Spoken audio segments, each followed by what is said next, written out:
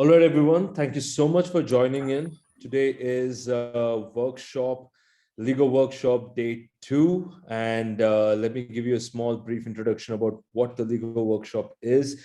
And then I will introduce you today's speaker who will be teaching you a lot of amazing stuff. LIGO workshop is an ideal workshop for smart contract developers at any level who want to improve their Web3 development skills. Implementing and developing projects is the greatest approach to learn any programming language, and you will be learning LIGO from scratch with the core LIGOlang team and build hands-on projects like games and NFT marketplaces and so on. And today we're going to be having Bnejamin Fuentes as our speaker. Thank you so much, Bnejamin, for joining us. Bnejamin has several years of experience in blockchain development and cloud. After passing some time at IBM with Hyperledger Fabric, he is now a part of the Tezos ecosystem. So thank you so much, Bnejamin, for joining us and taking your time out to do this. We're so grateful to have you. Today, Bnejamin is going to be covering first and a simple Dapp, understanding and using Taquito, building your first Dapp and bringing the pieces together. So this is what Bnejamin is going to be speaking with us about. And we will also be, I request everyone, whoever is there in the event right now, to please make sure that keep yourself mute at all times. And also, if there is any questions that you have, please do put it in the chat box and Bnejamin will address them when he has time or at the end of the session. But I would ask you to keep the general questions for the end of the session. So we're going to have 10 minutes of Q&A at the end of the session, and this session is going to go on for 2 hours. So please make sure you have all the necessary things with you. And I shall pass the stage to Bnejamin right now. Bnejamin, please take over. Thank you. Thank you for inviting me. So you see my screen, right? So I put the link, I will put again of the GitHub here. So the GitHub will contain where what you see here, it means that the README to follow and to copy paste the code. Also, you have a further solution. We have the final solution of what we are doing today. In case you are blocked, and you can have a look and check for the code. So for today, the goal is for you to understand how to develop a decentralized application on Tezos.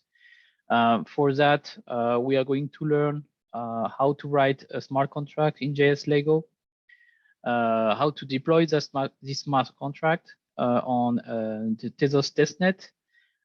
We will create a complete DApp. It means that the client side of the application. So for that, the front-end part will be a React application, and we will use a library named Taquito that will help us to interact with our smart contract and also interact with the browser wallet.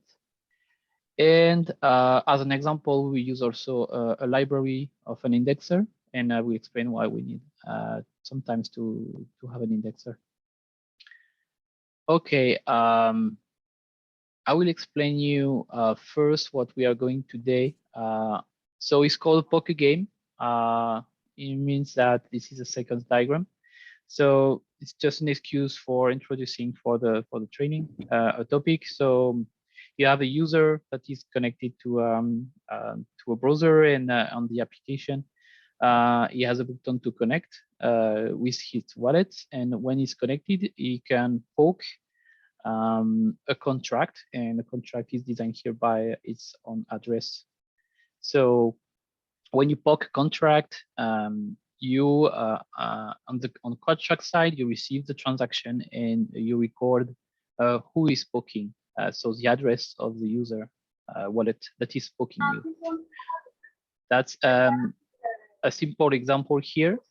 That's the first training. On next trainings, you will learn a little bit more. We will improve this example here and modify the second diagram to learn more things. So today is very easy use case. Just poking, sending a transaction here to the smart contract. So what you need today to do is to install some stuff. So if sometimes you have some already installed, like LIGO, if you were here yesterday, maybe, you can install a text editor, code editor. I recommend VS Code, but you can have whatever. Code editor is okay. Good with VS Code that we have now a plugin since last week for JS LIGO.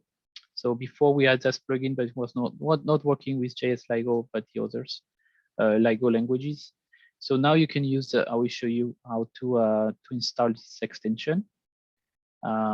Before you were doing a hack like this, but I will remove that and I will put the new JS LIGO extension for VS Code now. You have to install npm and yarn. This is for the React part. We will use it. LIGO is to the CLI for LIGO. You should have it already, or you install it right now. We will need it to compile a contract and to deploy it. The Tezos client. So the CLI. So you have different methods to install the CLI. Also, we use it for interacting with the Tezos testnet. Temple wallet. So you can use any wallet. It's not a constraint here.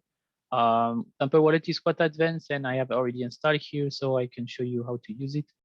You have a way also to import easily some faucet JSON files. So this is a wallet that is embedded inside of your browser, like in Chrome or Firefox. So install it and we will configure it later. If you have a weird setup on your laptop and you have weird OS or whatever and not working what you are doing here for the setup, you can still use a Git pod. You will have some LIGO CLI, Tezos client, and some stuff already installed for you. It could take time if the first time you use Gitpod because it has to download a lot of things, Docker images, etc. So prefer you to encourage you to install this on your machine. But if you cannot, you have this alternative with Gitpod. Okay, let me show you how to install so Pokegame. If you go to VS Code and extension here and you type LIGO, then you have LIGO VS Code for you. So you can install it and you will have highlighting and a little bit more. So this is quite new for JS LIGO. We are improving it, but today is working fine, so you can use it. Okay, I think that's answer to one of the question I have already. Okay. So I'll let you install first everything. Give you 5 minutes more, a bit more, and then I will we can start to write a smart contract. Give you a few time for installing this stuff.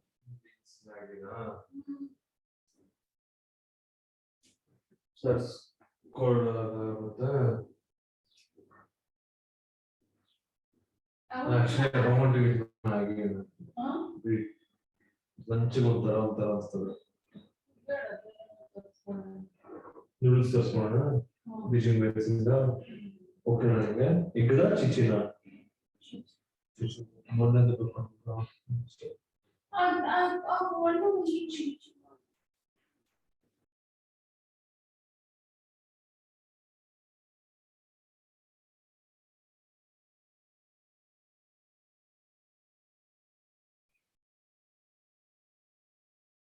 Also tell me if you have any problem to install some of the requirements here.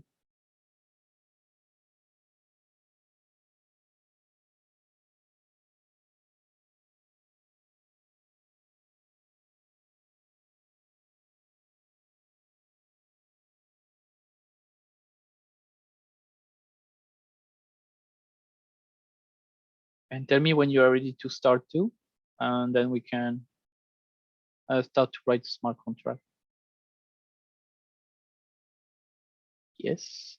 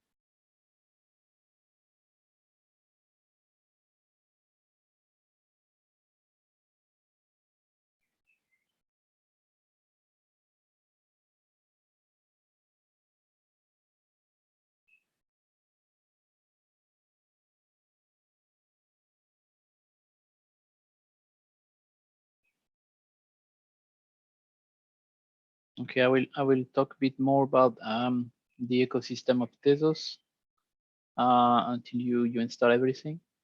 So as you know, on Tezos you have different networks. So you have the mainnet that is a kind of production, if you want, where you buy your cryptocurrencies on an exchange, and then it goes to the mainnet. So today we are going to use testnet because for the mainnet it requires to have some real money. For the testnet, we can get some free tests from what we call faucet. So we will use that. We use your wallet that will be a real wallet, but we will use another network to get this test. So the testnet that we are going to use today is version N, is the same as the production, and it's called Ithaca net. Sometimes you see for network. Well, as you know, Tezos is like the other blockchain, but it's using proof of stake. We're not going to cover how works the consensus and the amendment stuff. More about developing application on top of Tezos. The Tezos, I would say the Tezos project and the Tezos, I would say core development is written on OCaml, and Tezos understand the language called Michelson. So everything that you communicate with a Tezos node will be with this language named Michelson. So Michelson is a low-level language, stack level, that is not very easy for a developer to code. It's very, very low level. That's why we have now LIGO, that is a high level language. And LIGO is transpiling. When you compile, it's transpiling the code from, for example, JS LIGO is JavaScript-like language. So it's transpiling your JavaScript-like code into Michelson. And this is the Michelson code you are going to deploy on the Tezos node. So you have also in other language like Pascal or OCaml. I think there is another one, but it's not used anymore.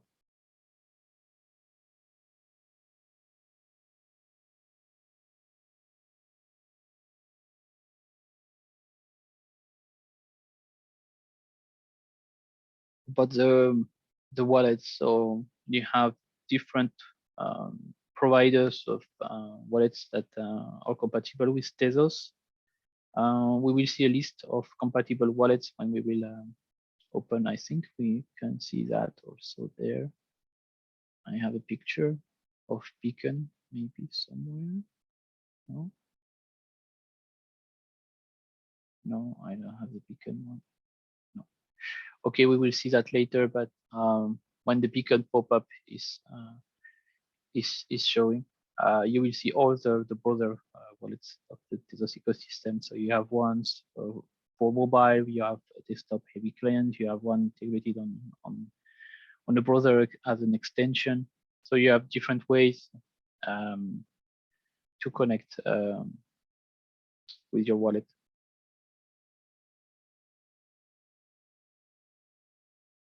A bit about the indexer.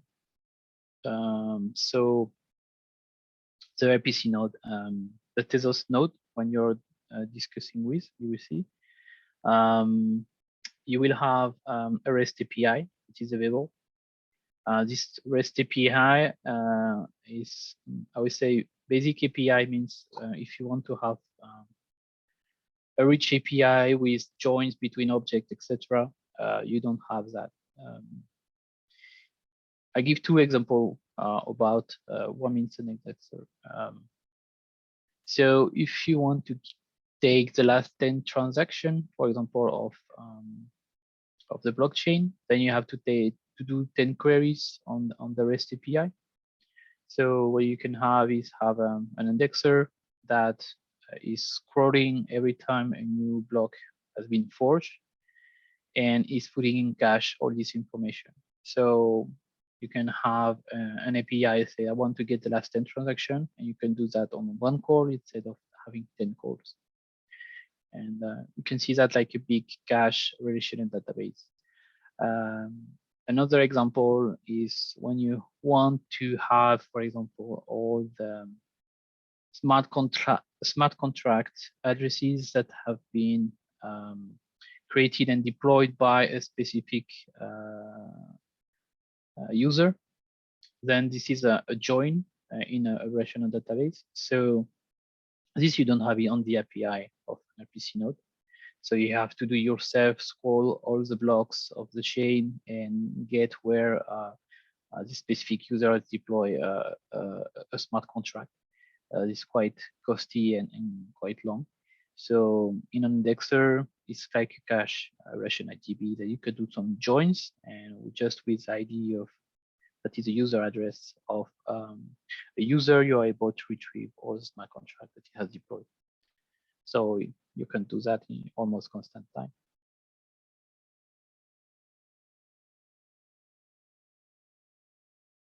Okay, I will just try to see if everyone is ready.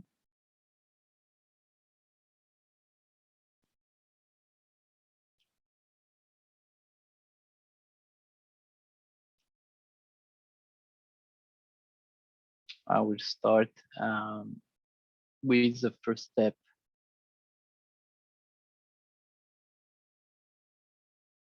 So we have two big sections on this training. The first one is about the smart contracts that we're going to deploy on the testnet, and the second part is the client app that we are going to run locally, and we communicate with the smart contract on the testnet.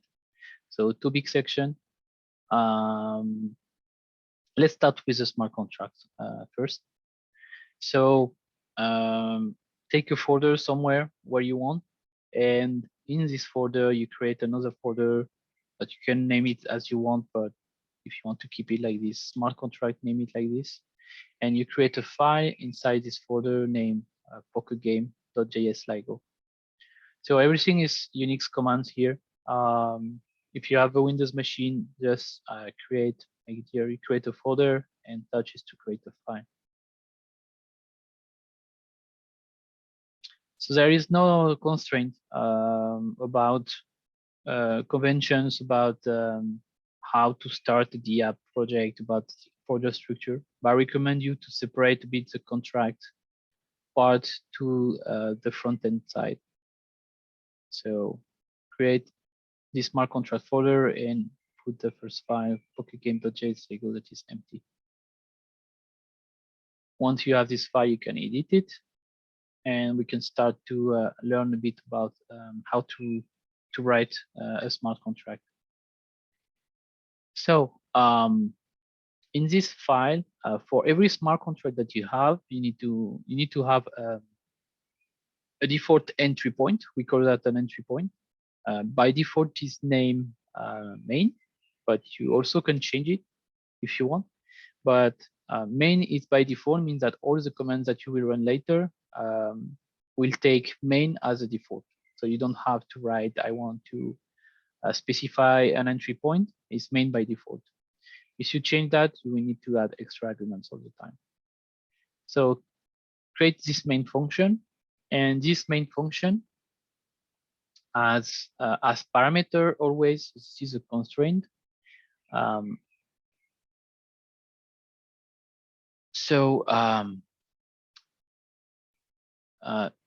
Syntax means that these are the variables.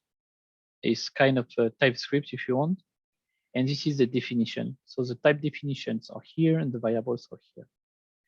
So it's mandatory to have a pair. So here we have an array, but here is a pair because there are two elements. So it's a pair of a parameter and a storage type. So parameter type and storage type. That's a pair. And I name my variables as you want here. So I call it action because it will be my entry point for telling me which function I will call later. I'll explain that. So here will be the action I want to do. And here is the storage. So I call it store. You cannot use as variable names a name of a keyword. Though be careful because, for example, return is a keyword. So here the type of return of this function, you can add an extra or whatever, change the name to not be a keyword. Otherwise, the compiler will tell you that your variable name is a keyword, and this is not authorized. So I call my parameter action, I call my storage store. My return of my function is, everything is typed in LIGO. Everything is strictly typed. So a compiler will complain if you miss a typing or something like this. So it's a bit like TypeScript. You will have some complaints. My type is return underscore, and I declare here what is return. And return is a constraint here is always the same. So return type is always a list of operation and a storage type. So everything is typed here. Here is a type. Here is a definition of a type with types. So here list is a keyword, or you understand it's a list of type operation type. That is another type is a keyword. And storage is something that you have to define. So by default, when you have a storage, you can define it as unit. This is another keyword, and unit means that is kind void. There is nothing. So doing like this, we start easy. We say that we have no storage. What it means here, the storage is of type nothing, and we have a parameter with another type. So I will say that my action variable here is of type parameter, and parameter, I will define it as a variant. So a variant, you can see that. So everything is detailed here on the links if you want to have more information. A variant is an enumeration. So on the documentation, you can see that enumerate types. So is kind of or. You have an example here of a coin is either head or either tail is an enumeration.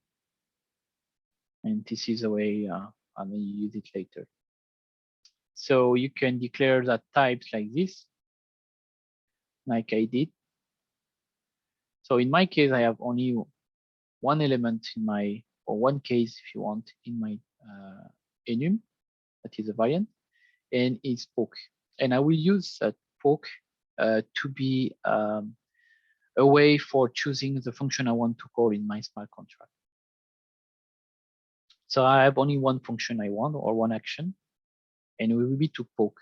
In this first training, we will have only one function to call is poke to keep it easy. But on next trainings, we have several entry points, several functions. So once you have declared your main here, then you have the body, and the body tells you that you have to return something of this type, of course. And what you want to do here is to do a switch. So it's called match in JS LIGO, but it's the same as a switch case. It's exactly the same. So it takes first parameter, the variable that you want to test on the switch. And the second parameter is a case when you are testing all your cases. So in our case here, we have a variant type here, and a variant type has only one case that is poke. So we declare what we do for poke. You have to be careful about declaring every variant type elements that you have here in case you have several. In my case, I have only one, I declare one, so the compiler will be happy. I have more than one, I have to declare it. If you don't declare it, the compiler will tell you to declare it. So you have to tell for each variant case you have on this definition what you have to do. Even if the same thing is something similar, you have to declare for each case what you have to do. Even if you have to do nothing, you have to declare that you have to do nothing and return nothing. That's just a peculiarity. So it's very, very strict. in LIGO. Why you have to do that is because everything is deterministic. So we don't have a weird behavior or random behavior on this blockchain. So everything is known when you are. So you can do some static analysis about your code, and you know that what will be the output of the execution. Okay, if you have this code and you try to compile it, it will tell you that you have an error because we haven't talked about and haven't created the POC function here.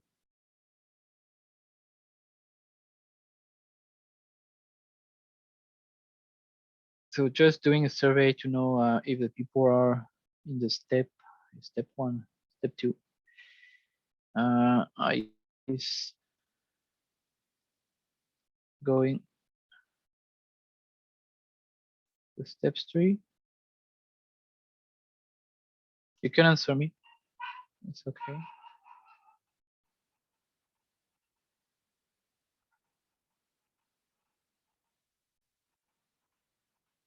For Kamal, so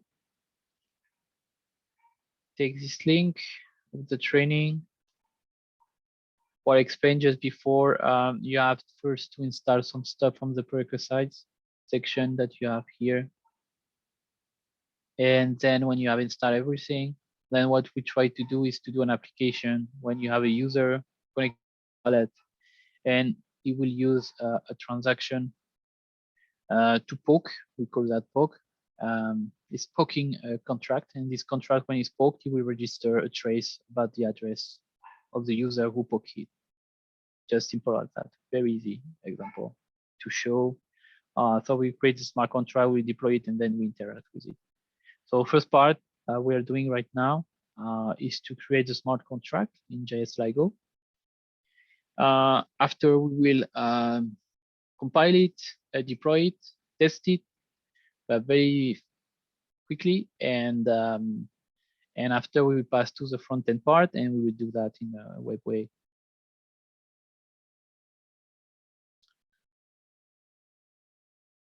So first you create your file for the smart contract. You edit the file, create a main function, declare all the types that you need here, return type, what is parameter, we say it's an enum of actions that you can do.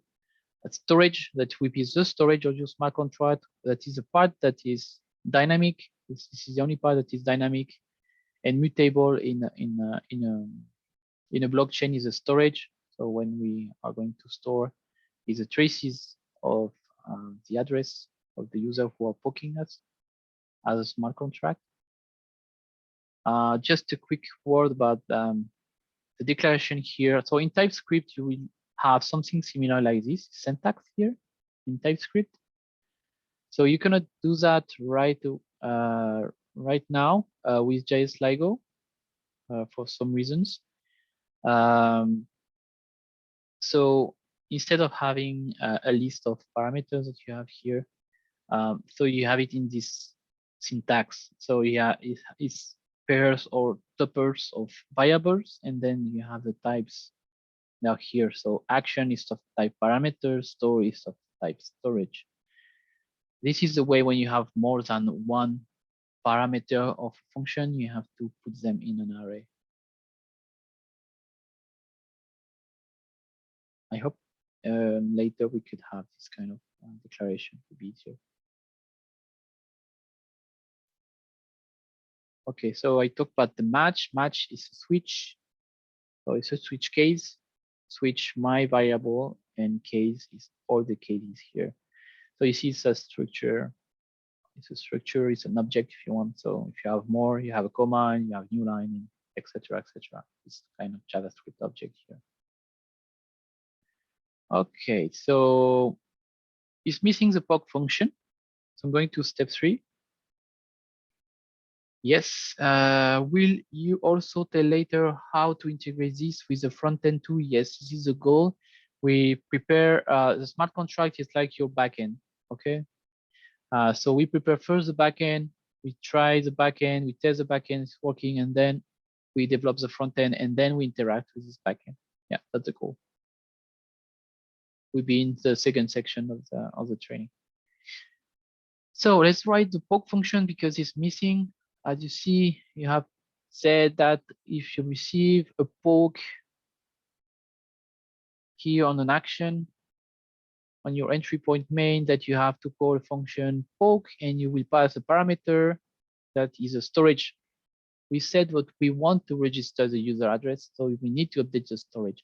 That's why we pass it as parameter of our function. So let's write this function here. So you have to change the type of the storage. So we said first it was units, it was an empty storage. Now we say that the type of the storage is no more nothing, is a set of addresses. So set is a keyword, address is a keyword. Set is, as you know, is a set, so with unique elements. And address type is the type address. It means it could be an address of an account. I mean, a user account, we call that an implicit account. Or it could be either an address of a contract. So it looks like, so address of an implicit account, you have TZ something, start with that. Contract is start with KT something, KT1. When we deploy it later, I think it's here, this is kind of an address of a contract that is deployed.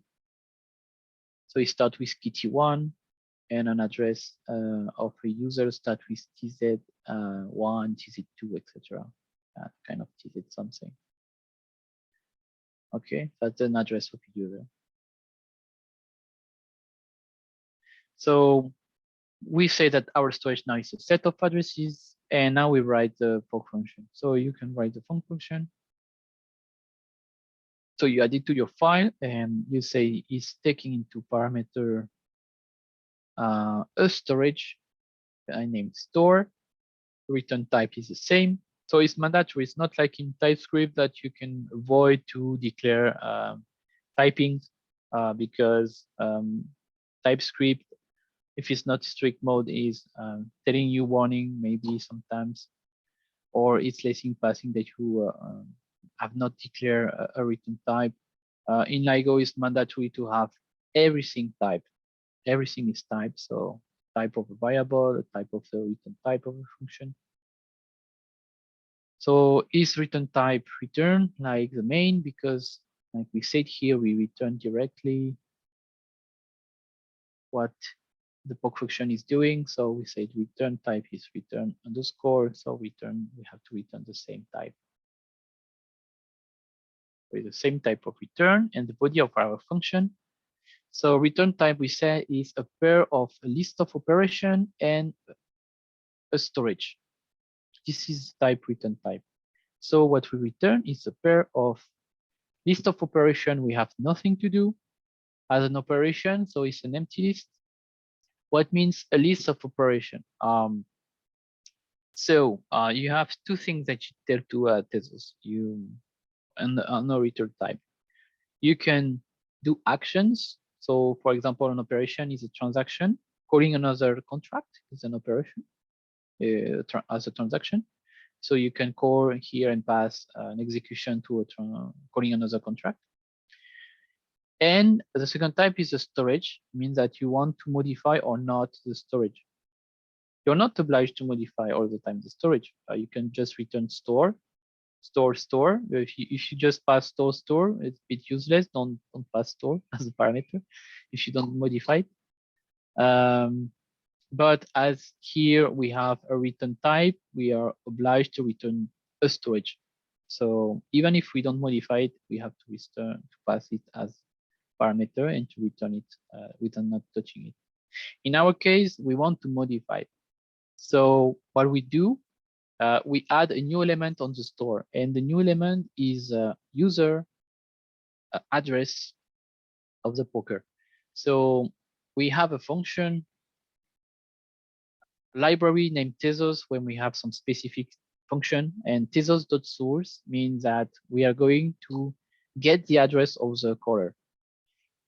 You have two different Tezos.something here.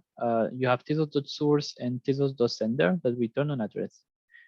Tezos.source is the caller that is at the origin of the first call. So like I said, in the second diagram here, we have a simple second diagram. We have a user calling a smart contract. So it's a chain of one element. But if you have a user is calling a smart contract and the smart contract is calling another smart contract that is calling another smart contract, etc., then you can have two kinds of information about the caller. It can be your immediate caller. In this case, this immediate caller, for example, here is a user, or it could be on a chain, the caller that is at the origin of the transaction. So if you are here with smart contract number 4, then you have some bonds on the past, and you will see that the origin of the caller is a user. So to differentiate who is the address at the origin and who is the direct caller of the smart contract, we have two keywords on the library. Let me go back here. .source is the user as the origin of the call, and Tezos.sender will be the direct caller of your smart contract.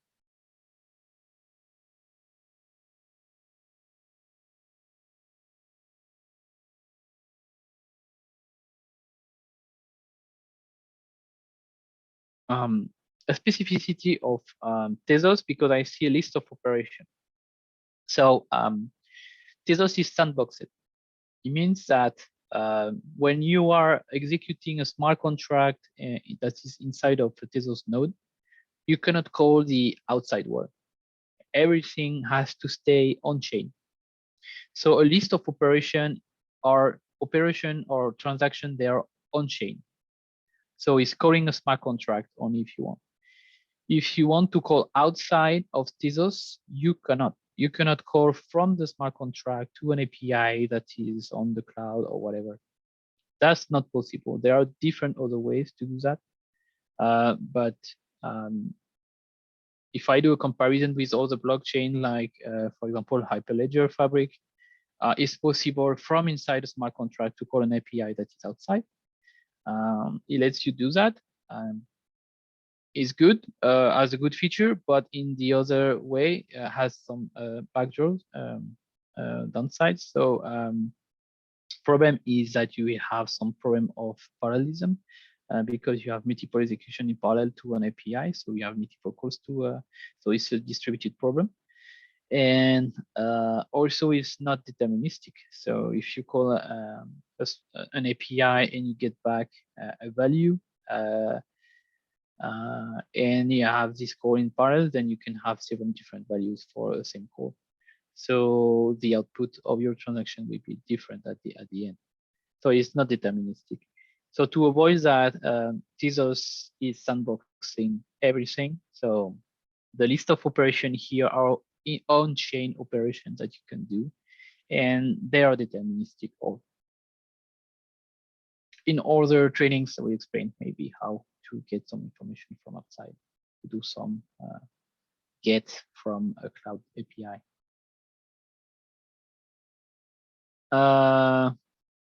Okay. Generate different. Will this Spock function action generate different addresses for every call? I know what means generate different addresses. It will register addresses, so you can call as many as you want this function. It's a set, so if the same user is poking different times, it will register the same user as the set is unique and will not change the storage. If there are other user poking, my contract, of course, is a different address here I will receive, and I will add it to the set.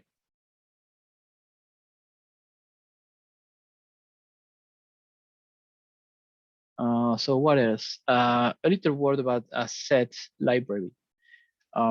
So in JavaScript or any object language and TypeScript, Java, etc., you're used to do a store.add. That's not possible with JS LIGO. You have to use the library.add. So the library name, here we have a set, we use a set library. You have the same for the list, for the map, etc. It's a library, and you have all the function attached to the library. So the last parameter is the object you want to modify always. And here it say that the library set add, it means that I want to add one item as a first parameter to my variable that is a set. This is the way to do that. So you have same for set, for list, for map, like I said. Everything you use a library from LIGO. You don't have to import this library, it's by default imported. All these basic libraries are imported. Okay, I think I talked about everything here. So you have the good storage because you replace it here. So I will show you, I have my code. One. Okay, so you change the storage. Now you don't have unit, you have a set of addresses. You have added a new function poke. Now this function is declared. And now you should be able to compile. Okay. So compilation is for two things. To verify first that your code is correct. And secondly, you will transpile it to Michelson. It does two things. So you have the LIGO CLI that is ready, and you have this LIGO command named LIGO compile contract. The first argument is the source file, so your JS LIGO file. And you can add an extra argument here. If you don't put the extra argument, you will have the output of the Michelson directly on your console. So it's not what we want right now. We want just to verify it compiles, and also we want to get and export the Michelson code inside a file. And we will use this file later for the deployment. Like we said, the Tezos not only understand Michelson code, so we will have the code in the Michelson syntax inside the file, and we will use this file later. So let me compile this for you. So where I am here, book. I'm not in the right folder. Oh, what's going on? Oh, nice. Doing this. Okay. Okay, I have my file. I think if I look at the command, I have to be earlier. Yes. Correct. I will do it like this. So I have my file. I point to my file here. I said that I want an output file game.tz. So tz means that it's Michelson code. So if you look inside, you have the Michelson code that is the stack language. I will not explain too much Michelson code, just to see here is the types of the parameters you can pass to the main, the storage set of address that you have declared, and here is the code. So you see that hardly readable what it does. If you're good, you understand what it does. But if you're coming from JavaScript development, that's quite easier to understand this one. Okay, so in my case, everything is fine. I don't have any errors, warning, whatever, and I have my output. So just tell me if you get if you got the compilation. Okay.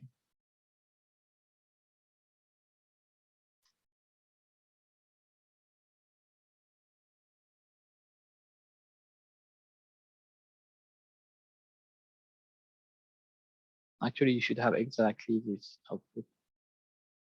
Okay, here, perfect.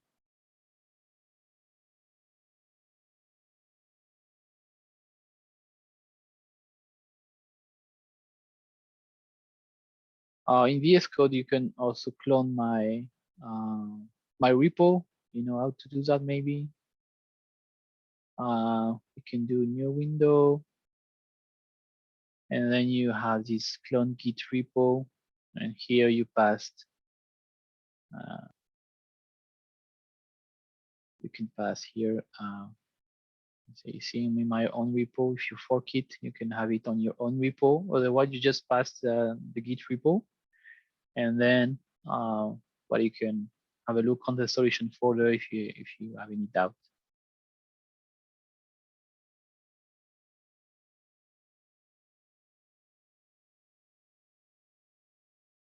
Or you see, I'm on a Windows machine, but I'm using Ubuntu. So you can do the same as me. It's working quite well with the WSL2 and running my Ubuntu there.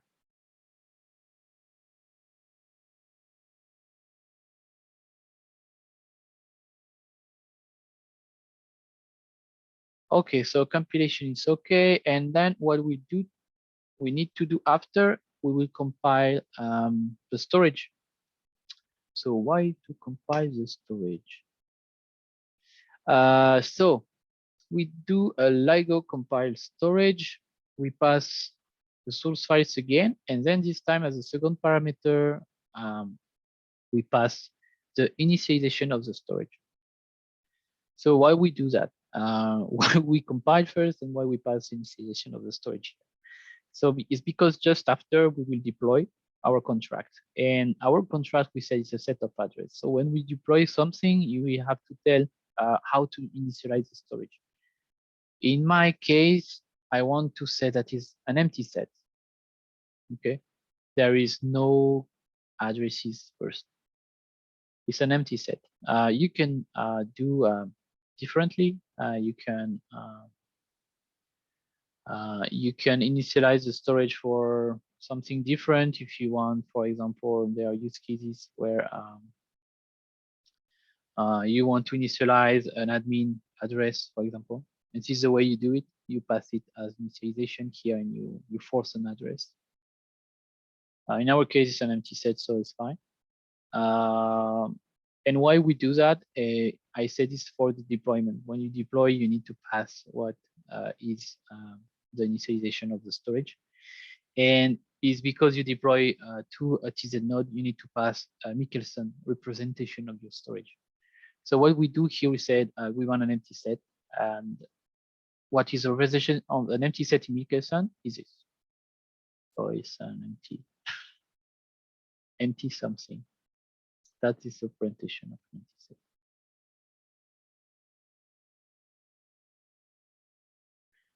How is LIGO download? You have the link there. That you have everything here.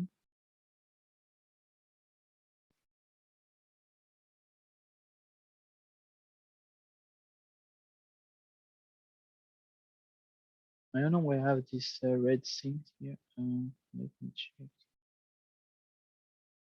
If I can. No.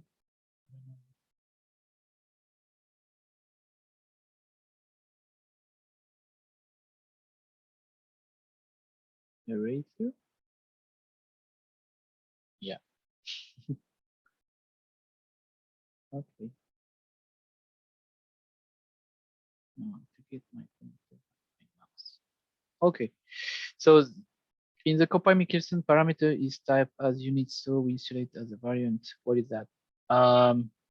Okay, two different things here. That storage type, that the parameter type. So when you call a smart contract, when you interact with it, you will pass a parameter when you do a transaction. In transaction, you pass parameters, so to the main function. The storage is the DB. So you only initialize it when you deploy your first smart contract first, okay? It's kind of init of your smart contract. So just initialize it when you deploy. Once it's deployed, it's running, your instance is running on the blockchain, and just you interact with it with passing parameters. So here we don't need to compile parameters because we just do a deployment. So we just require to have a storage.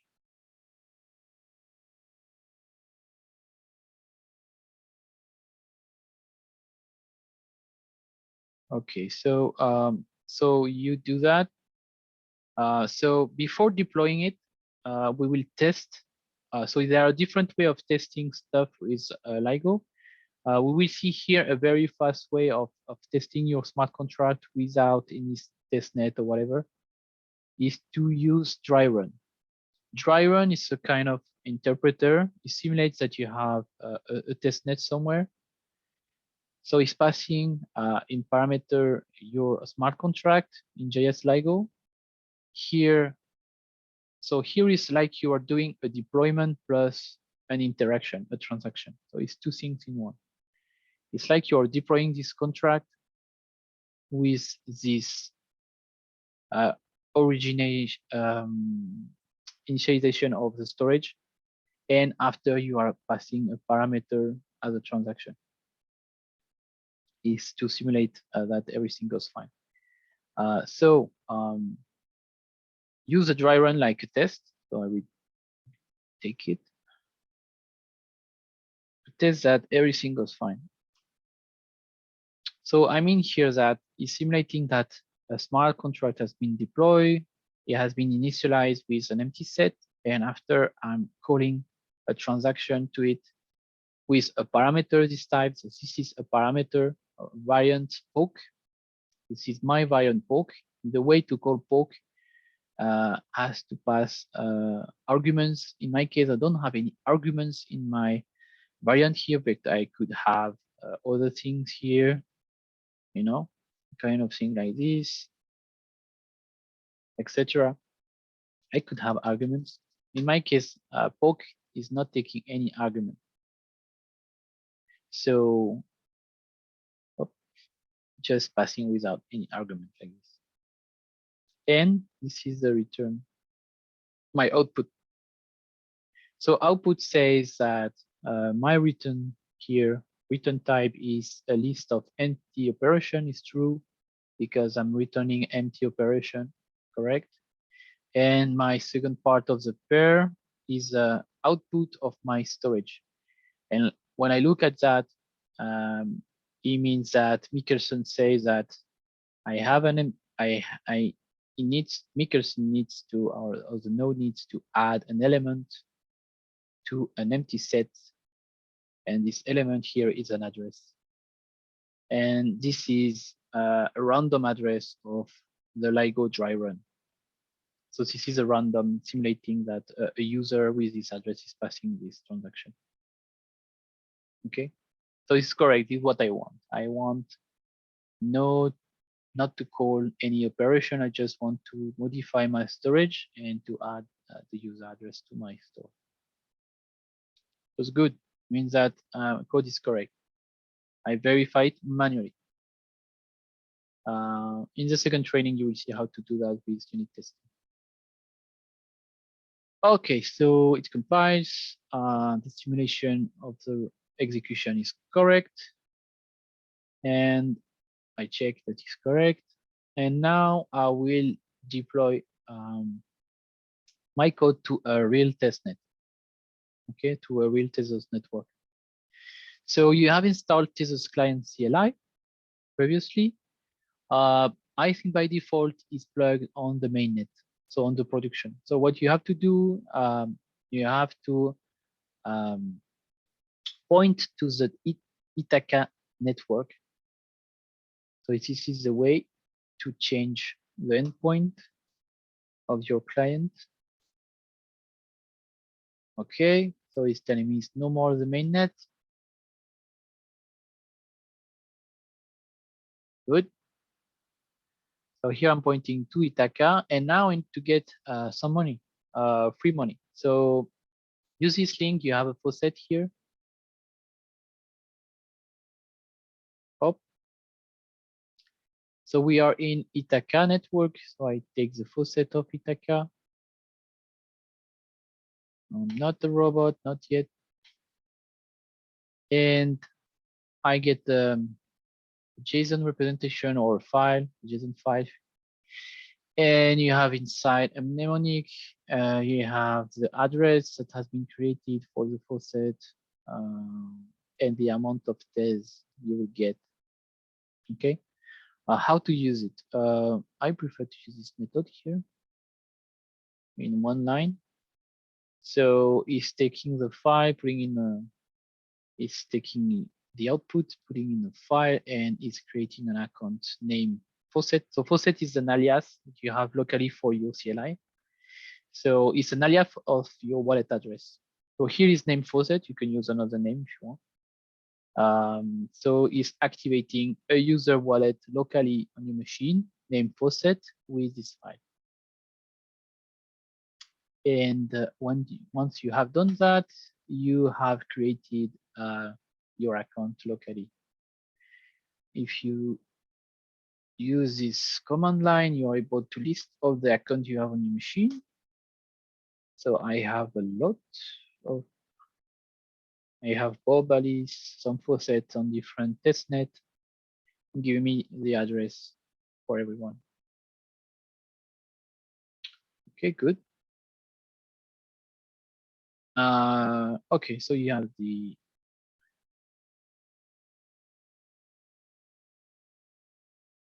account locally, and now you can check for, I don't know, you can check Alice, for example, whoever, not change anything. Testing one or your account here, and it's giving you the balance in Tez that you have here. So it's largely enough what I have here, for example, in Alice. To pass some transaction to Tezos, it costs you 2 cents. So it's very cheap. So it's with the faucet, you have large enough to do all the scenario that you want.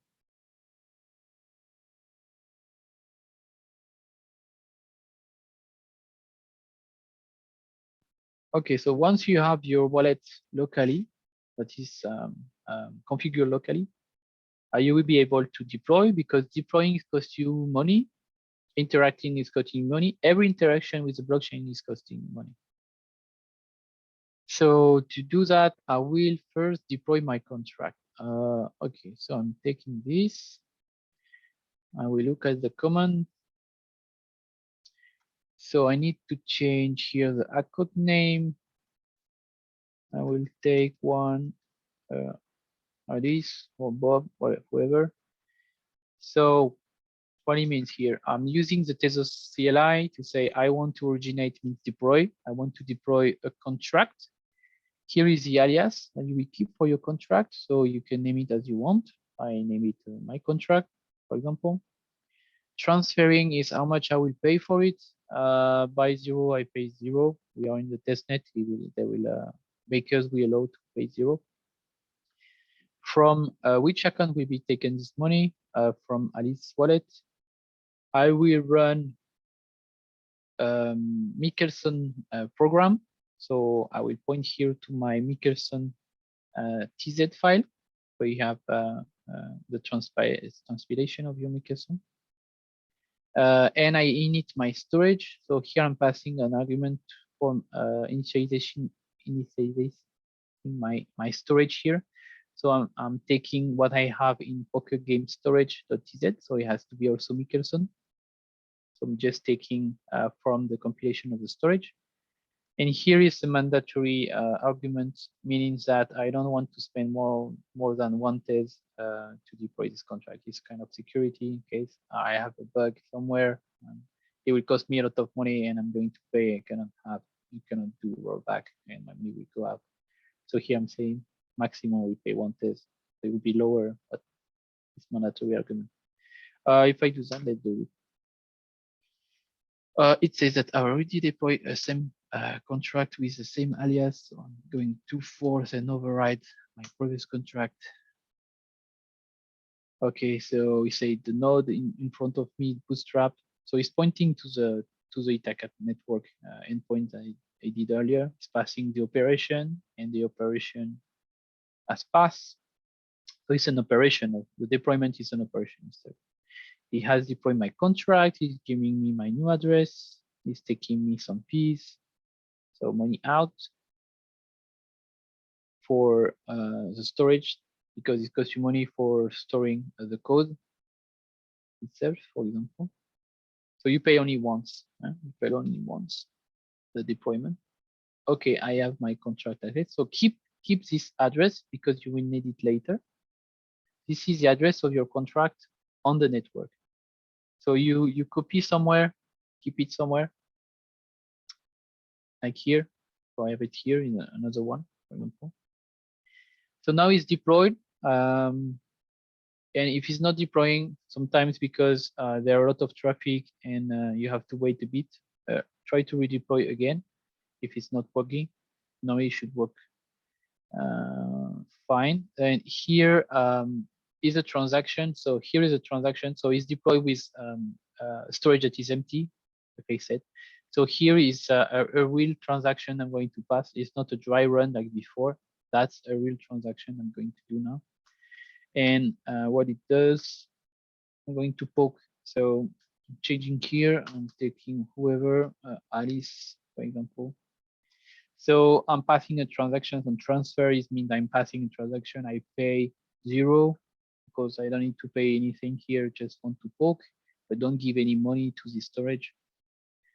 From my account Alice. So Alice will be the address that will be registered and stored in my poke function to my contract address. So here the alias or the contract address works. You can use both.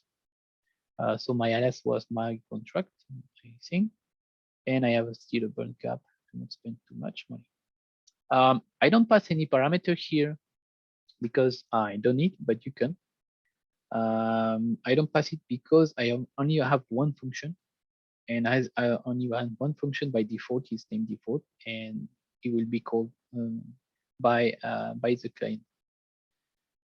So it would be the default function because I only one.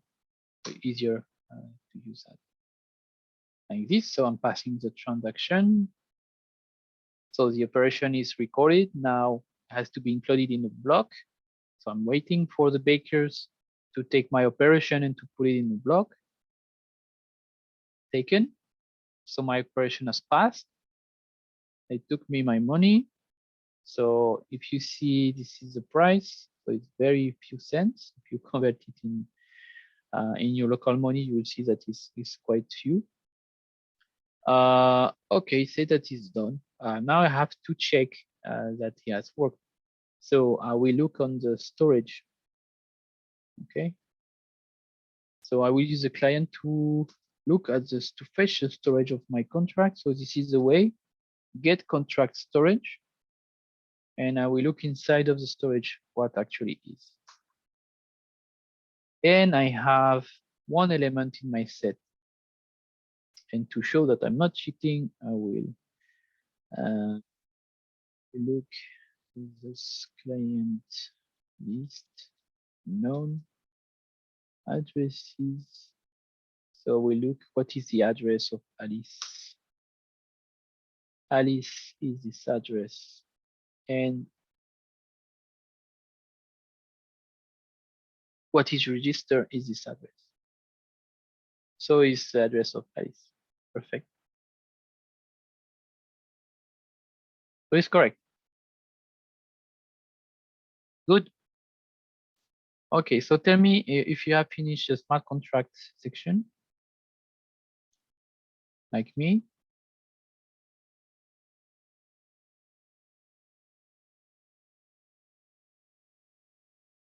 And I will pass to the React app.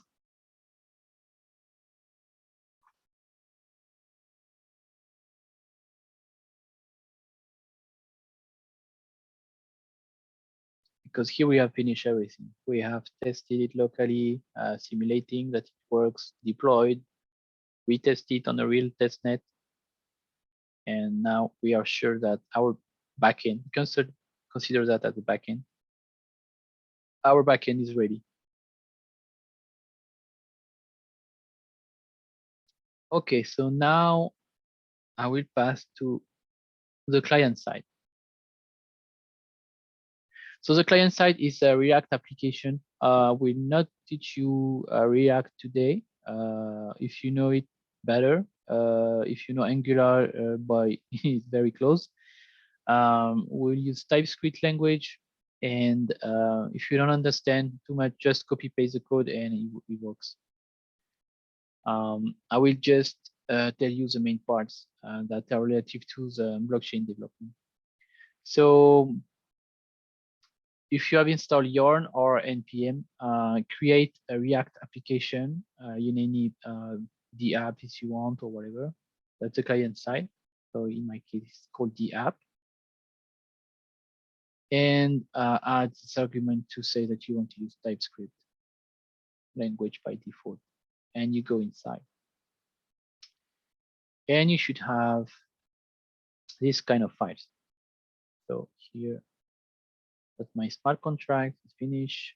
I have this Nickerson is finished too. And I have now this new folder, the app, with my React application here.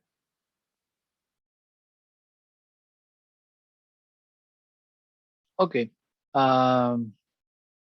Can we use Taquito with JavaScript, not TypeScript? I think maybe yes. Never tried. I never tried, but it could be feasible. Let me check. Well, I recommend really to use TypeScript. It's better for if you want to refactor your code, for example.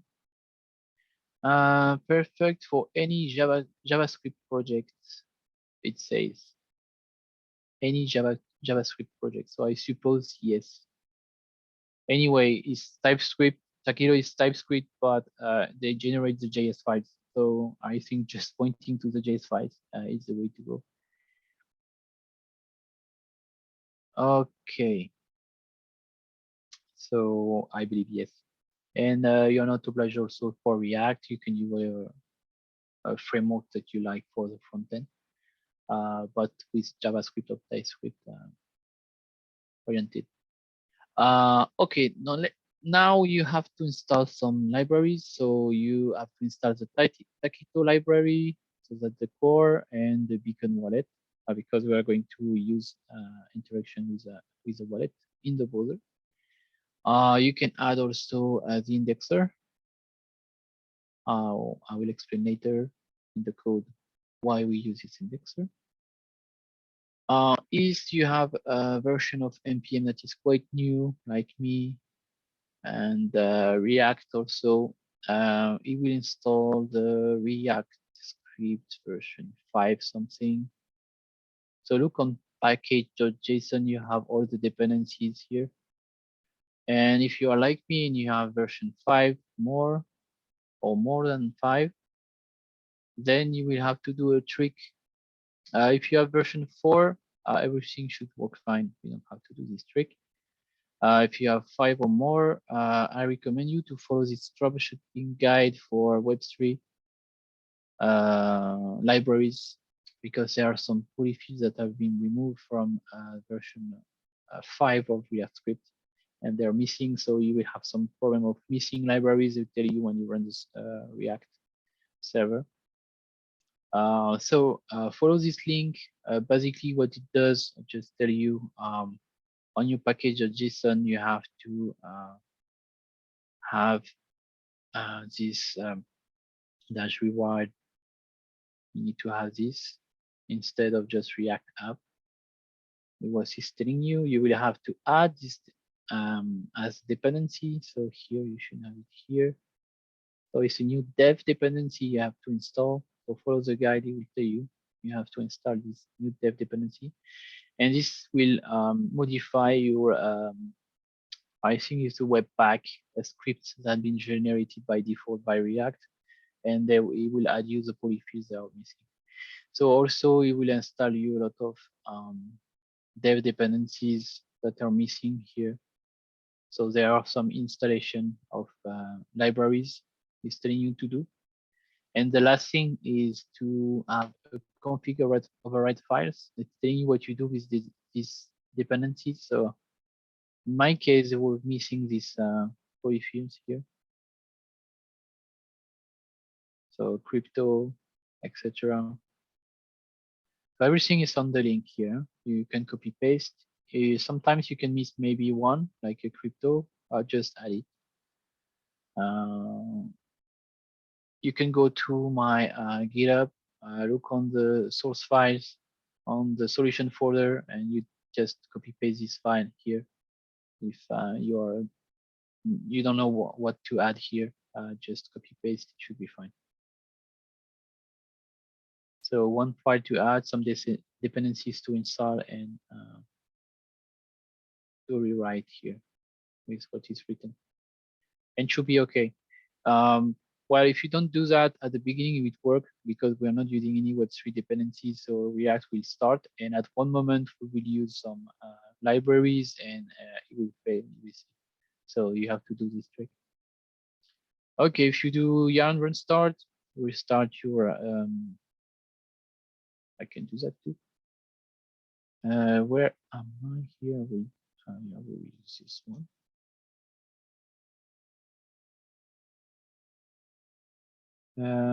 There. No, I'm already there. Yeah. Run start is to start the server. I have too many things running. Yes, I know. Okay, you should have the default one with the logo of React because I have finished already the training, so I have the final display. So you should have a default React app with a logo, just meaning that your React is working, or the front end is working. So nothing fancy here. Okay, so just check that React application is running. Now we have to create two buttons for connecting and disconnecting the wallet. So on the React application, you go to the source folder and you have a file app.tsx, and you have the entry point of your application here. That is a function app, where you have a return. So you can just remove everything you have here that is the default hello world of React, and you copy paste this code. So on the return of the function, you always have a template here. So the template is a component connect button and a component disconnect button. And I display once I'm connected, what is the user address of the connected wallet and the balance I have.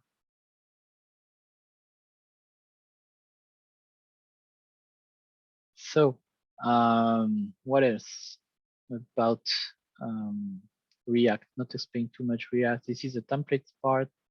This is my variables I'm going to use. So I need to initialize Taquito Tezos toolkit. So I'm using that, and I'm pointing to my Ithaca net node, the node of Ithaca network. My wallet is empty at the beginning, user is empty, user balance is empty. Okay, so if you do that, React will complain saying that connect button does not exist as a tag, as a component that it knows, and disconnect button neither. And I say that somewhere. So we have to create these two components. Okay, so let's create two files on the same folder here.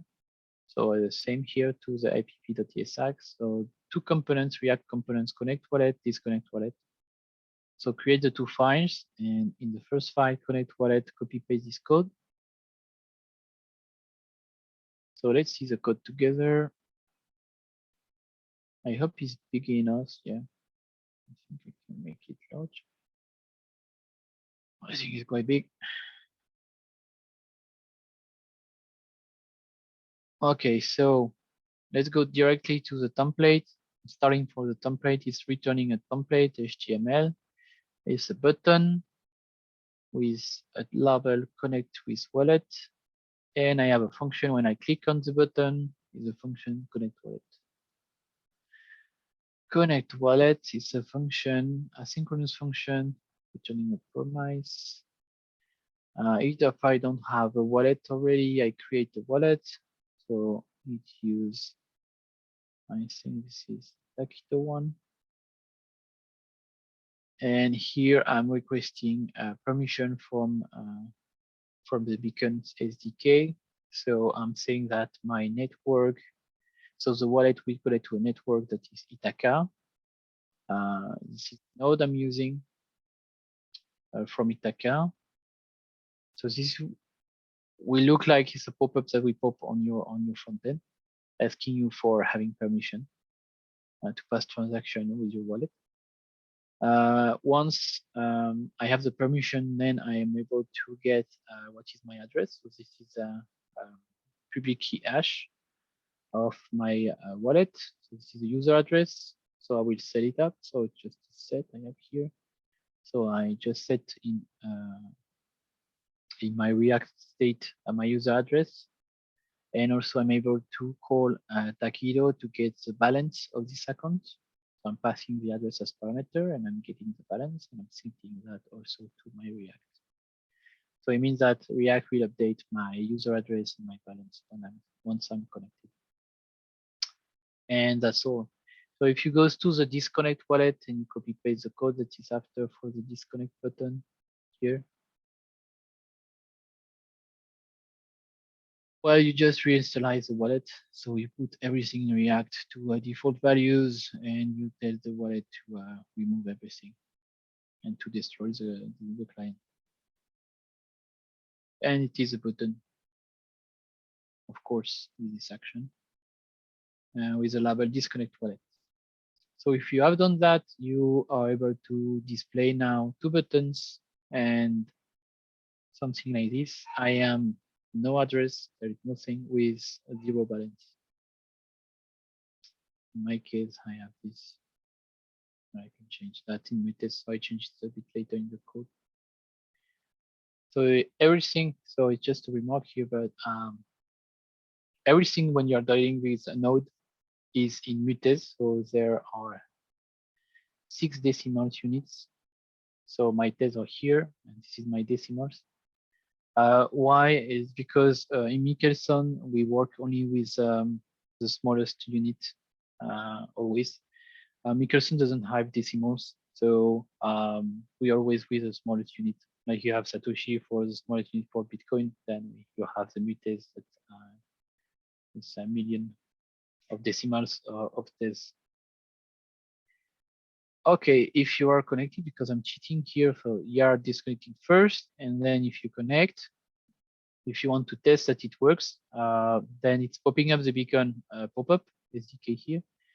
So here is a list of all the wallets you have for mobile, for desktop, web, as web extension, browser extension, web wallets like Kukai. So I'm choosing my Temple one because I have Temples already here. Scheming to unlock that.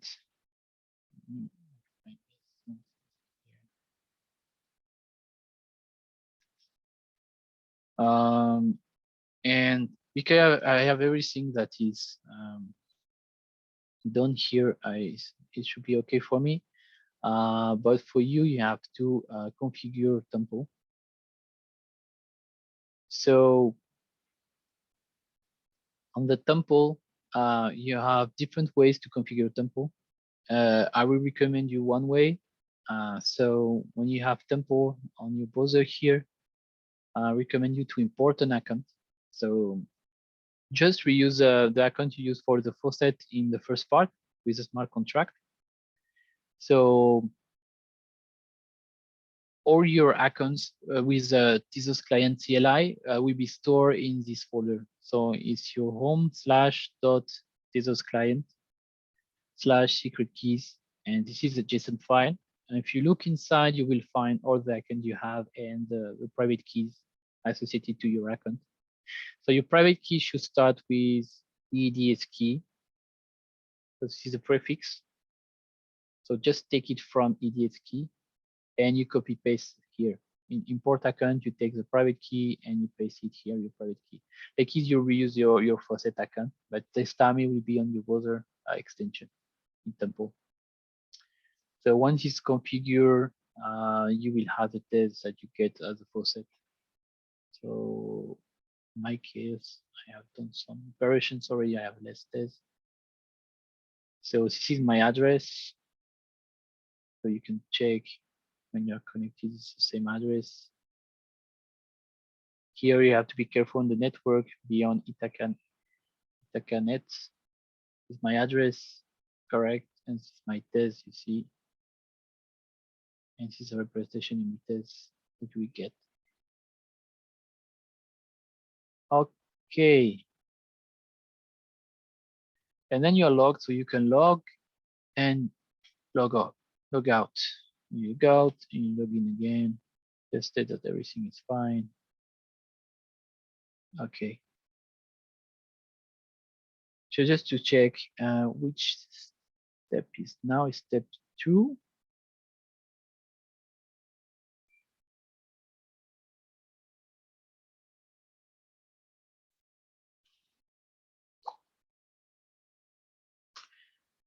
It's just to know which step you are now.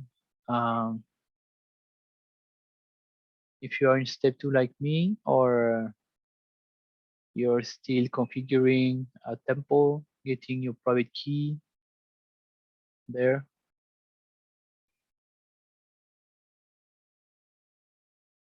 Or if you have another wallet that is configured on Ithaca with some test, you can use it also. Not a problem. It's just to do some iteration on the Ithaca testnet.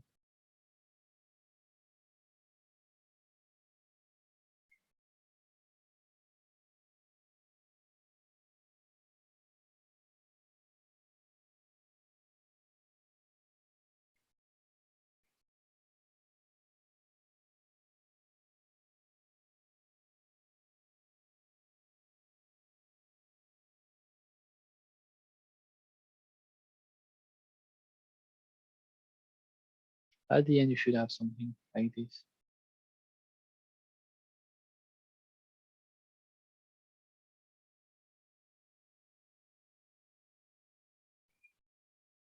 Okay, so that was the first step of the React application. So disconnecting your browser wallet, very important. Otherwise, you cannot pass any transaction. So once we have that, what we will do is to list our contract that we deployed earlier. So you remember you deployed via the Tezos client CLI, and now we want to list it. So we want to display it here.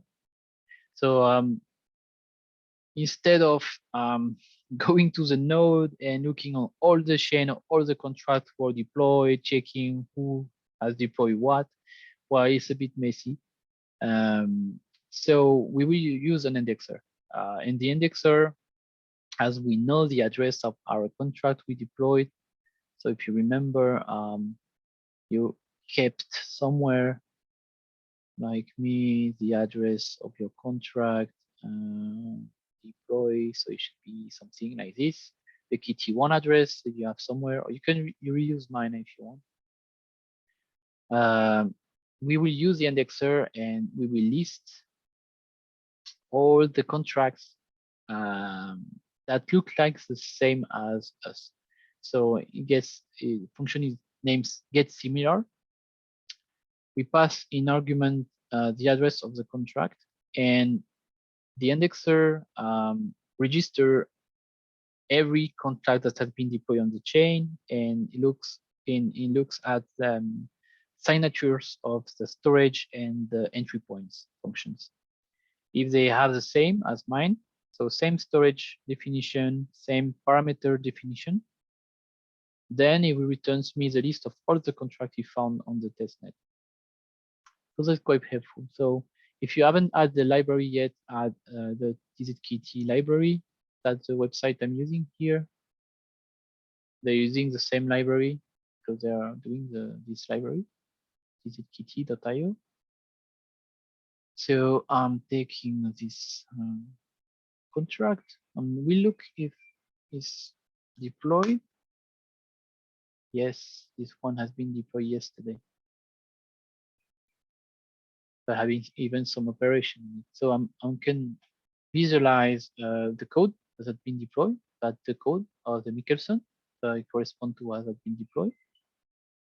I can see the storage, so there is some stuff already because it was a contract from yesterday. My entry points, I have only one function poke that is a default for Michelson because there is only one. And that's pretty much, so it's okay, it's here my contract. So I will modify the code I have here. I import this contract service and contract from TZKT indexer. I will add these two variables in React and this new function to fetch actually the contract. If I go to my app.tsx, I have these new variables here. Where are they? Here, TZKT. So my indexer, I initialize my indexer to point to TZKT, to the website here. I ask no credentials, okay. I initialize to nothing, my contracts, and I add this new function, name fetch contracts, and we get all similar contracts to my contract here, this one or another one. And I include the storage. So it will fetch also the storage of the contract, not only the definition. Okay, so I have the function here, this ready. I imported the service, okay. And now we need a way to call this function. So I will modify the template and I will add a fetch contract button just after. So I'm going to the return. This is my return, and I will add a button to fetch the contracts. So it will point to my function, obviously. On click, I will call my function to fetch the contracts. Good, but also I need to display it. So the next line is I will do a loop on the contracts and being refreshed by React. And for each contract, I will display it on the new line, new div. I will display just the address. Like this, I will see all the contracts that are similar to mine. They will be displayed here. So I have the final code. So it will be only the first column here if I do that. So what you should have is the first column only, the addresses of all the contracts here. Now, quite a lot of contracts. Okay. So you should have only the first column in your case. So it means that here you have listed all the deploy contract for this poker game. So it's good, but still we don't have done the action and the transaction to poke. That's what we want from the beginning. So remember the second diagram here. We want to poke it from the web. Why we use get similar? It will list all similar contracts, but if we want our own contract only, for example, just get contract. I think it's get contract, and you pass the address of your contract, and you get only your contract. Yes. Get similar is to make something more funny, and it's also a way to use an indexer and show you one of the function of an indexer. If you look at the function of this indexer, you see there are quite a lot of rich functions. So it's a way also to track everyone is following. So you see here, you can poke your contract, your own contract. Yes, I don't know where it's mine. This is one for yesterday, I think. For today, I don't remember what was it. It's Alice. So this is one I deployed myself today. So you can poke your own contract to test your own contract, but you can also poke the other contract. So it's important here because we are fetching all other contracts. They look similar. Good job. You will be able to poke them in the same way as your contract. So it's cool because I can poke yours. If I poke, so you don't have still yet the button, but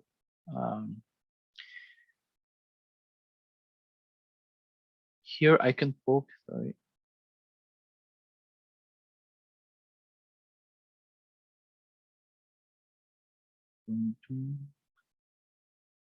I can poke your contract, so it's more funny if I play with the others. refreshing. Okay, see, I'm booking your contract. So because my code here will respect the signature of your so the parameter signature of your contract, I will send how can I say correct information to your contract, and it will be accepted.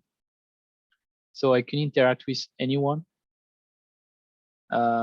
Otherwise, if you break the interface contract with other guys, you're not able to poke them because their parameter is different. They use another storage, so I cannot display what is inside, etc.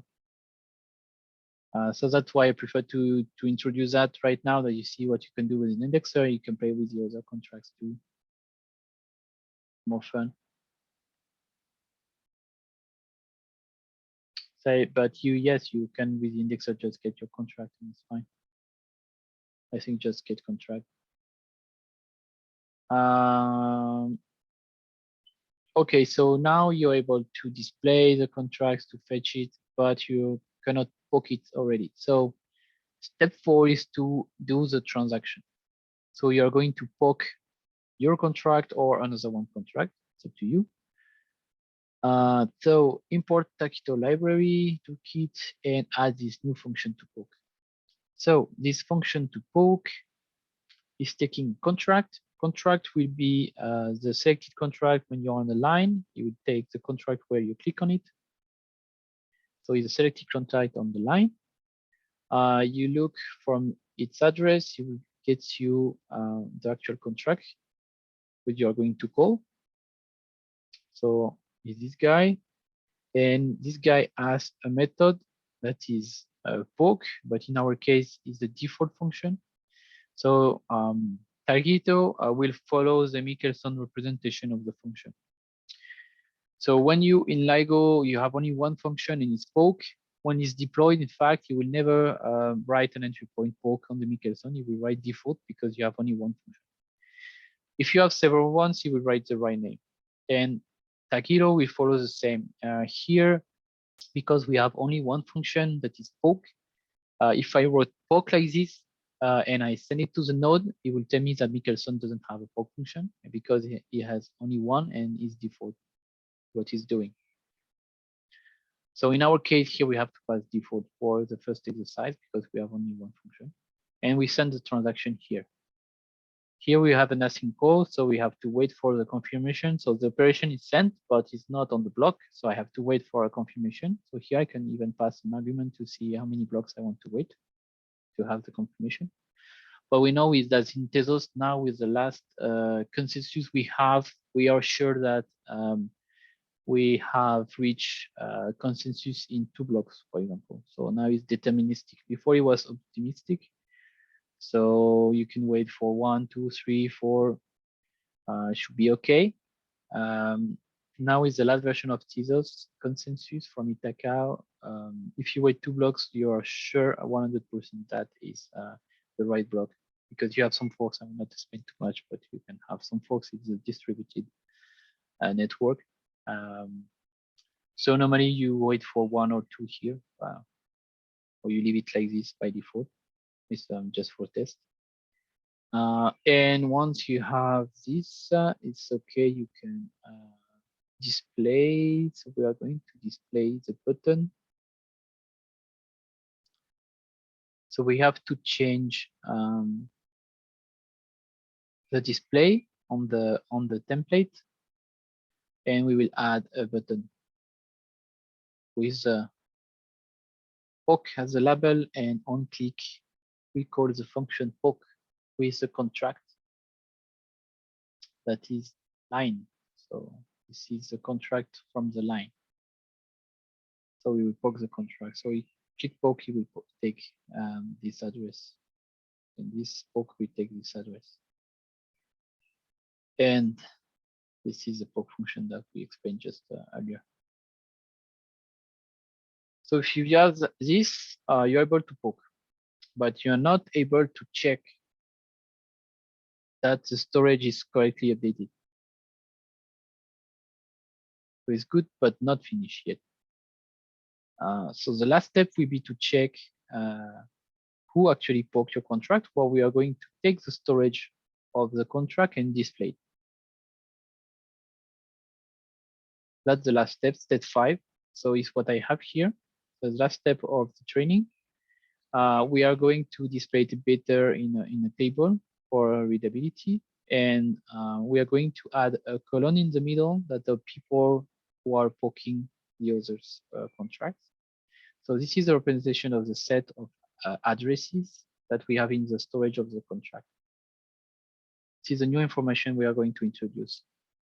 So we go to the template, and now we replace all what we are displaying after fetch contract, and we are going to display a big table like this. And in this table, we are going to get the contract storage. So we take the storage of this contract, and as it is a set of addresses. So in Taquito, the addresses who are typed in Michelson as addresses, they will be translated into a string. So it's a set storage in Taquito has been converted into a set of strings and not set of addresses. So I can do some join and to display it better like this with a comma, all the addresses that has spoken the contract or poking actually the contract. So if we replace the last template part, we'll be able to display the people like me here. Let me refresh. That button to refresh. So I see here the contract storage. You can check if you don't believe me and go here. And then you can go in on the indexer, look at this contract here. I'm looking at the storage. And I'm seeing these two guys. And I'm looking here, actually, the two guys on the storage. Yeah.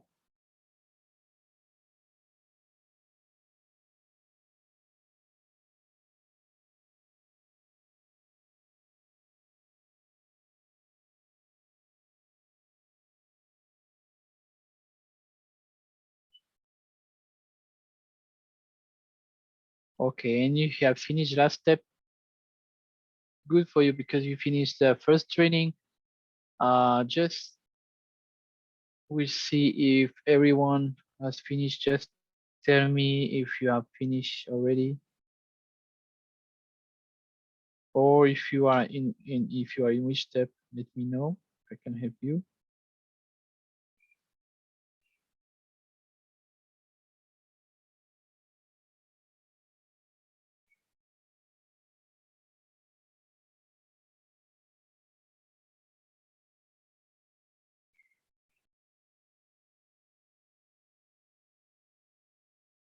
So I think he has finished or almost finished because I saw his contract on the list here.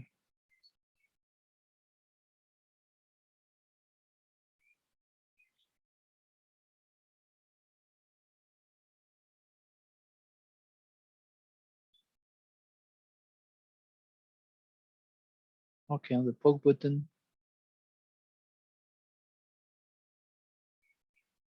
So poke button is just here. So I need to add the function poke, import this stuff, and display the poke button,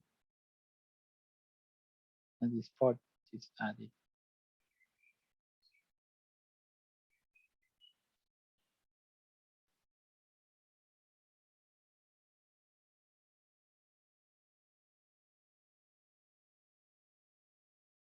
Yeah, it's something I forgot to tell you about the entry points here.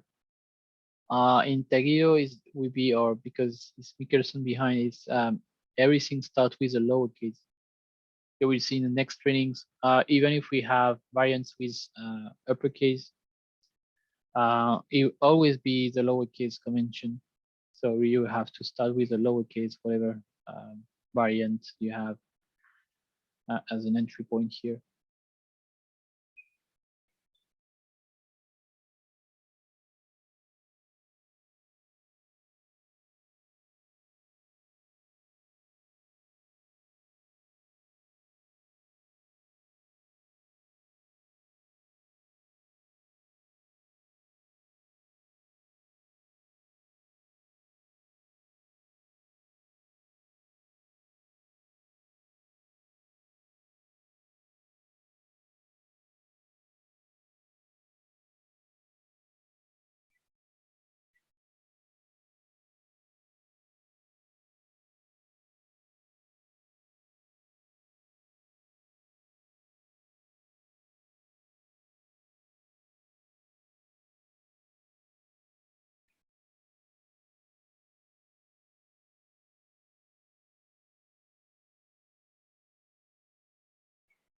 It's also time I'm taking question if you want. Question answer, and later we conclude for the next training where we are going to see.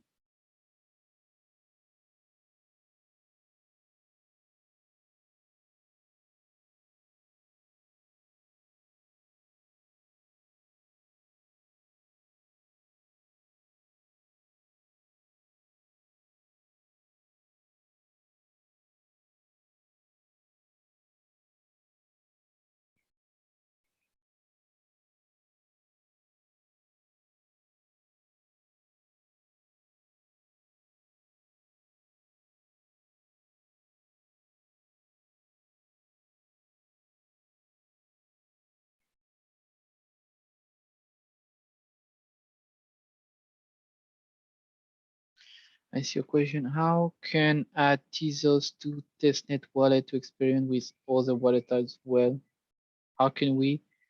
As you saw here, is a beacon wallet.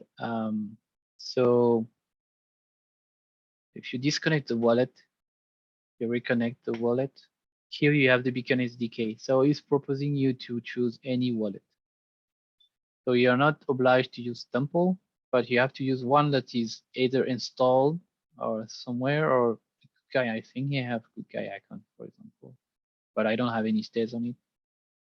Kukai is compatible with Ithaca network, so I can do that, but I cannot pass any transaction. So let me try with Kukai.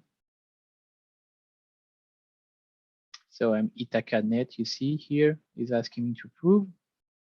So I'm connecting with Kukai here, you see Kukai granted permission. But if I try, so I do this, I'm using indexer, I can do that. But if I try to poke, for example, here, I'm pretty sure they will ask me for money, and I don't have any money in my Kukai wallet here. So he's asking me even invalid parameters. Maybe it's not compatible with Ithaca. I don't know. No balance. You see, I don't have any money, so he don't even ask me with my Kukai wallet. So I can just disconnect. Do I have another wallet I can connect here? Mami, or try Mami. Let's see. Let's try if I have Mami working with Ithaca. I don't know. So Mami is here. It tells me that Mami you see as no request networks, so it's not compatible with Ithaca. So Mami is failing. Okay, so I will disconnect. I will connect with another one. I think air gap. I think maybe yes. Let's try with air gap. Can try because it has to be compatible with the testnet. That many of the wallets they are from the mainnet, but not for the testnet. That's the problem I see. What is telling me here? It's not taking it. I think this guy also works only on the mainnet.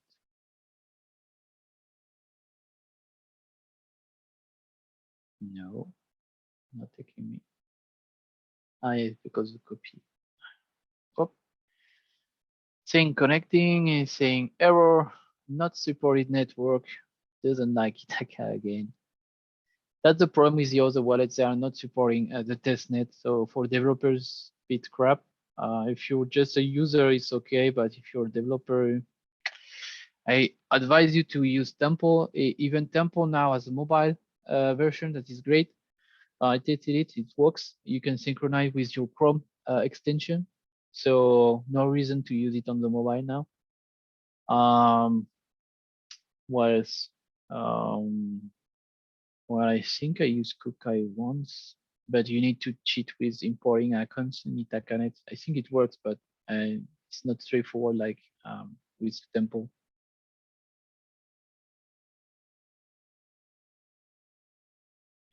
To add test balance for a new wallet on Ithaca, you can do some transfer directly on Temple.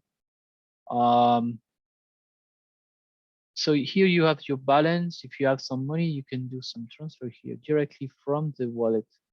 So if I have another one, sorry, I don't know who, faucet, wait, like, this is Alice. I think this is my Alice. Yeah, it's Alice. So if I want Alice, and I want to send money to Alice, I do like this, and I send money to Alice. Oh, I can use it like this now. Okay, good.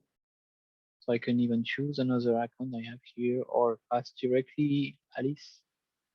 And I say I want to send some money to Alice. I want to see how many fees I want to spend. So I'm very rich on the testnet. I can be a rocket. And let's see, it will ask me to perform operation. So my account test one is sending one test to Alice, which is gas fees. Okay. And that's it. You can transfer money from in your same wallet. You can have different accounts, you know? So create other accounts or they're on the same testnet. So it's okay. What you cannot do is to pass money from a testnet to another network system. There are two different blockchains instance, so you cannot do that. Hop has been updated. So yeah, you can create different accounts and then you pass money from an account to another one. You can do that also with Tezos Client CLI, do some transfer. You have to understand that transferring money on Tezos is a smart contract that is inside the Tezos protocol. So when you do transfer, you transfer money, you don't pass any parameter. By default, is the money that you transfer to another address. And that's the way it works. So it is a smart contract too, I would say, transferring money, but it's provided by the protocol itself. So you don't have to deploy smart contract for that. So yes, you can even swap. Quite nice. You have convertibles. That's the NFTs you can have sometimes. You can watch activity, what you have done. So it's based on the indexer. I'm guessing here, like TZKT to find this information. But different tokens that you have. So by default you have Tez, but you can have other tokens. They are compatible in Tezos, FA 1.2 or 2.0. And what else? What else? Ask me question. Yeah, other question.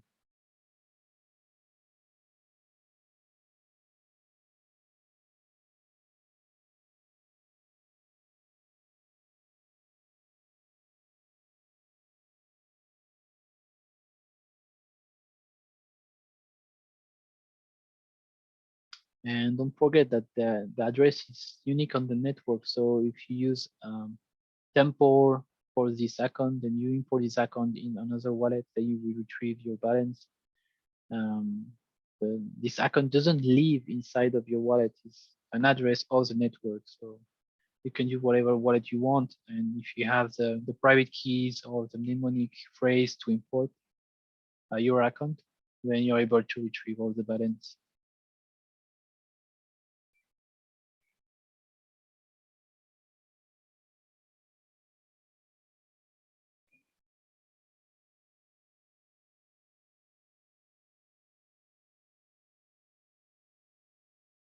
Any question? We have still 9 minutes to end this first session. And I will tell you the last minute what we will do for the next training, so training number 2.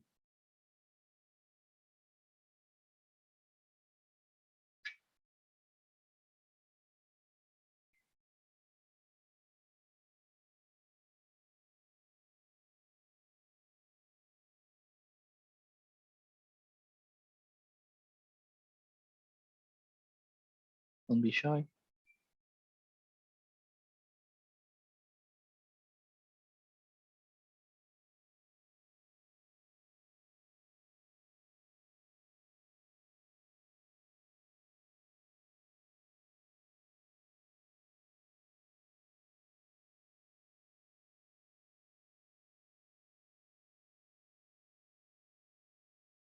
A question in which case you recommend building your own indexer instead of using indexer within the app directly. Building your own indexer. So you have two solutions. Why would you do that first? I think you do that if you don't have the feature or the function you're searching on this indexer. So there are different ones, not only on TZKT, but you have other ones. It's because you are missing some functions and you don't have it. So you can try to do your own indexer, but as I think all the indexers they are open source. I would recommend more to do some PRs pull request and help them to enrich their indexer than creating your own one. Like this, you just use one library. It's easier, I think, to support for maintainability. Uh, I saw other people doing indexer on their own. For example, for in our team for Deku, for several reasons. First, when the indexer has to be incorporated, for example, in the core protocol, this kind of thing. So core protocol of Tezos takes some times, every 3 months, etc. You have reviews. If you want to test something, you don't have to wait 3 months. So you don't want to wait 3 months. So you can create your own indexer, run it locally, use your own library, and later propose this indexer to be integrated and merge into another indexer. That could be the core protocol of Tezos, who could be TZKT. So you propose to TZKT, okay, I've done this indexer, works well, but it's better if I merge these features into your indexer. Like this, we enrich the functionalities of the library. So on my own opinion, I would recommend to fork an indexer, add your own features that you want, and then propose a PR to the code team that is doing this indexer to say, okay, are you interested in integrating my code? Because it's quite useful for what I'm doing. And you never know. No, normally they are quite, they like people to contribute. That's the goal of open source. I recommend your indexer instead of using indexer with directly. What I wanted to say about indexer. There is an information I haven't give you, but an indexer. So you understand the indexer is not on chain. It's something that is running off chain. So, well, when I'm doing this, fetch contracts, someone pocket. When I'm doing this, I'm calling the indexer, but the indexer is something like I say off chain. Me again. Okay, with another account. Good. Um, I'm doing this calling the off chain indexer. So you can ask me, who are these guys of TZKT have this website here? So can I trust them? That's the question. Can I trust them? I don't know them. Maybe all this information from the blockchain is fake. It's true. So you if you use the Tezos client, you're sure that the information is true because you're pointing to a node that you trust. Even that, you have to be sure that the node that you're pointing to is really on the blockchain, your network that you want to hit. So there are a lot of well-known nodes URLs that you can trust. Marigold is hosting one that you have used today. It's a node of the Ithaca network. You have other guys from the foundation. They're proposing their nodes if you want to hit them, and they show you they are trustable. So if you use a Tezos client, normally you don't have any problem trusting what is the output. If you use an indexer, you're not sure 100% that is true. You have to believe that this company is speaking back. Who is this, guys? I remember. Help. See. Team. Your email is speaking bad. I see on the URL there.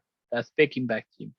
So you have to trust that Baking Bad is correctly fetching the information from the node because they're taking information from the nodes. You know, every time there is a new block, they take the information, they extract everything, they put in their database cache, they do all the links, the joins between all the objects they have, and then they propose use this website. It's just the view, the front end of what they have in the back end. So if one day they want just to cheat or whatever, they can. It's a centralized application. So what they can do, they can hide some contracts on the database that just don't want to show you. They hide you from their database, but you are in the network. Your contract is on the network, but they don't want to fetch it and to have it in the cache. They can do that. They can do whatever they want. They can cheat on everything, on the addresses, on the senders, on the operation. They could do that. So we trust them because we know they are having the business here. They know they go to destroy their image, and they are actively supporting and doing a lot of stuff for the Tezos Foundation. So they are trusting people. But technically speaking, they could do whatever they want with their indexer. So if you don't want to trust their website, you can even fork their code because it's open source and run your own instance of their code, and then you trust your own instance. So it's okay. So because you trust yourself. I mean, this is your own instance. You are watching a trusted node, so your cache DB, you're trusting it, and you're fine. So you remember, if I do that, like here, I'm pointing here to, so I'm using their code, the library, but here I'm pointing to their website. So here I can chain it, and I say, okay, this is my own backend I want to point to, and I have deployed their indexer there, but this is my instance. And then you can say, okay, 100%, I'm trusting them now here. So be careful on the dependencies you have here. So just want to say, we are blockchain in everything trust. So we trust the nodes. The indexer can be trusted or not, but here you have a third party. So you can run your own indexer. You just have to pay for the cost of the VM, and then you can trust it, not a problem. And if you are missing, like, I don't know what was the qualification, but maybe if you are missing features, then you contribute to the library and say, okay, I'm missing this feature. I want this feature. I will add this feature to the open source GitHub, and let's see. Okay, I think we are at the end. Do you have more questions? So working on your node is recommended when building your own the app. So you have different solutions, and you can run your own Tezos node. It's possible, and you can be a baker, for example, or not wanting to get some rewards. You just want to make it more distributed. But yeah, you can run your own RPC node, for example, of Tezos, and also you can run your own indexer. Like this, you are 100% that you are secure. Yeah.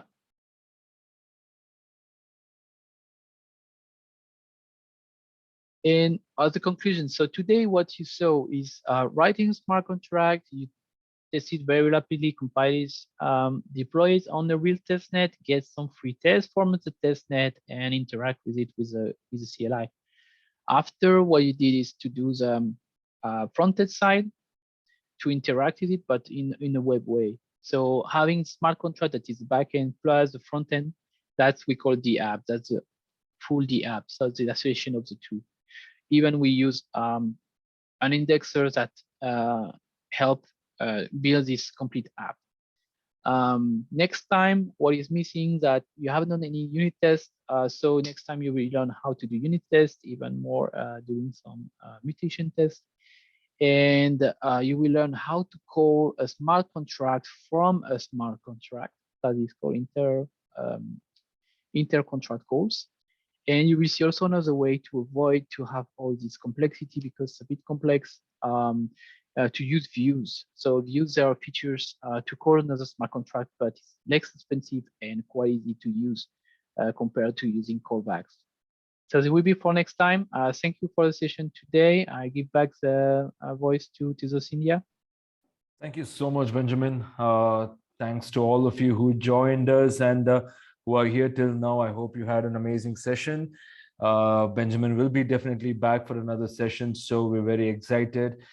First, thank you so much, Benjamin, once again for joining us and taking your time out and doing this for us, and helping people with the questions as well. I will be ending the session in a few minutes. Please do make sure there are two more sessions that are coming up tomorrow and day after at the same time. So please do make sure you join and share it. Share whatever that you learn with your friends, and build on Tezos ecosystem. That's going to be the motto of these sessions with LIGO. So thanks to all of you who joined in, and everybody, whoever asked your questions, thank you for your participation. Really meant a lot that you are asking questions. That means to say you're learning as well as you are interested more. I will be ending the session now. Thank you so much, Benjamin. Have a good day. Thank you, everyone, and have a good day too. Bye-bye. Himanshu, could you stop the recording?